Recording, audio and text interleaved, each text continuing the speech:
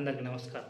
So మనందరూ తెలిసిందే, ప్రపంచవ్యాప్తంగా సంచలనం సృష్టిస్తున్న సినిమా మహా అవతార్ నరసింహ. ఈ సినిమాని ఇండియాలో ఎలాంటి స్టార్స్ కూడా ఈ సినిమాని ఎంకరేజ్ చేయలేదు, ప్రమోషన్ చేయలేదు. ఇటు బాలీవుడ్ లేదు, మన ఇతిహాసాలు, మన భాగవతం, మన పురాణాల కోసం ఏ హీరో అవసరం లేదు. అవి బాగుంటే ప్రతి ఒక్కరు చూస్తారు.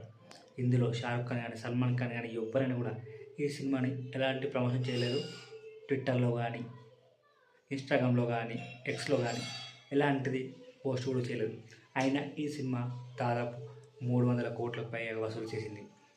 తొలి 8 రోజుల్లో 60 కోట్లు. జస్ట్ మౌత్ టాక్తోనే ప్రపంచవ్యాప్తంగా 300 కోట్లు వసూలు చేసిందంటే మామూలు విషయం కాదు. సో మనం పూర్తిగా ఈ సినిమా గురించి మాట్లాడుకుందాం. కేవలం 49 కోట్లు మాత్రమే బడ్జెట్. ఎలా అందుకుంది?